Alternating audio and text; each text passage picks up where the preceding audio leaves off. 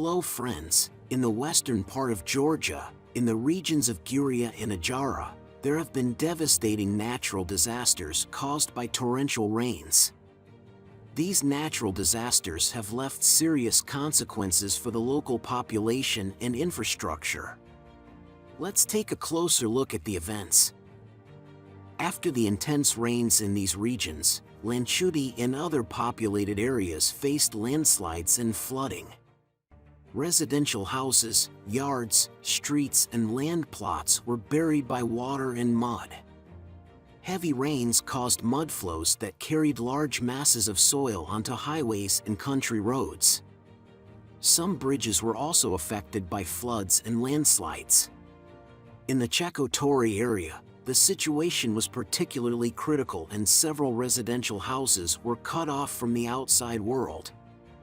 Rescue services immediately began work to rebuild temporary roads to bring the necessary aid to the affected residents. In addition, in the resort town of Batumi, drinking water supply was cut off in several central streets. Mud flows reached water supply and treatment facilities, making the water unfit for consumption. This created additional difficulties for the city's residents, who were already facing difficult conditions due to the floods. To address this serious situation, the local authorities had to mobilize infrastructural resources.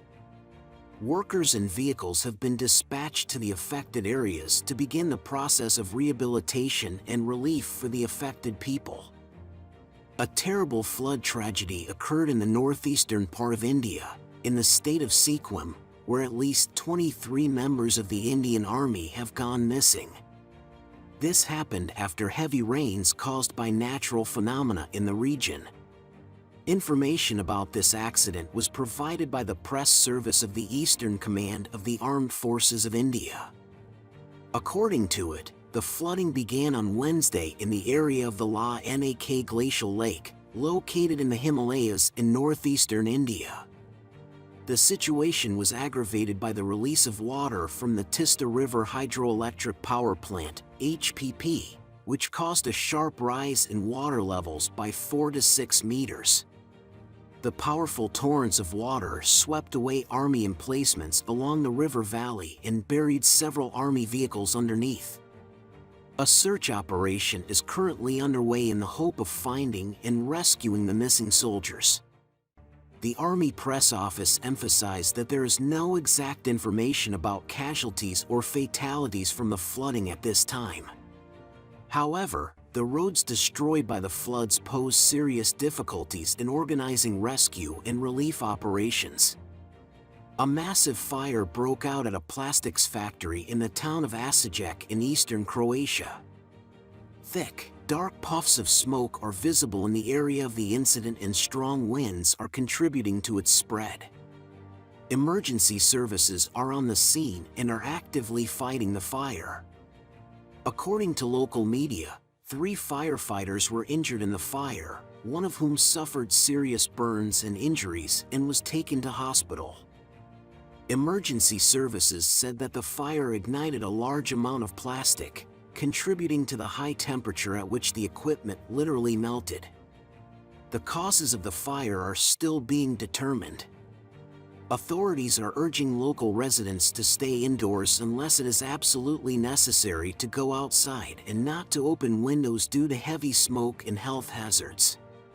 The situation remains tense and the work of emergency services continues in full force. According to the latest information, as reported by the ANSA news agency, there was a tragic event in the Venice suburb of Mestre, where a passenger shuttle bus crashed. According to reports, at least 21 people were killed and 12 others were injured. Several passengers are also listed as missing. The incident occurred near the railroad station in the Venice suburb of Mestre. According to preliminary information, the bus was moving on the overpass, after which for unknown reasons fell from a height of 10 meters.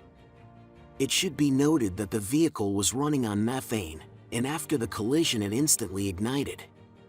In addition, during the fall, the bus hit electrical wires, which further aggravated the situation. According to the agency, some passengers were extremely difficult to extract from under the wreckage as the bus was literally crushed. As a result of this terrible tragedy, some of the passengers were trapped and unfortunately died from burns. It became known that the bus was carrying guests of the camping site Jolie and Marguerite, and among the passengers were citizens of different nationalities. The mayor of Venice, Luigi Bruni, called the incident a huge tragedy and declared the city mourning as a sign of respect for the victims of this terrible disaster. Heavy rain that started on Tuesday night caused serious flooding in central roads and tunnels in Lebanon's Beirut. Extreme rainfall led to the formation of spontaneous rivers at the entrance to the arrival hall of Rafik Hariri International Airport. The city's drains proved unable to cope with the abundance of water, leading to flooding of busy streets and transportation interchanges across Lebanon.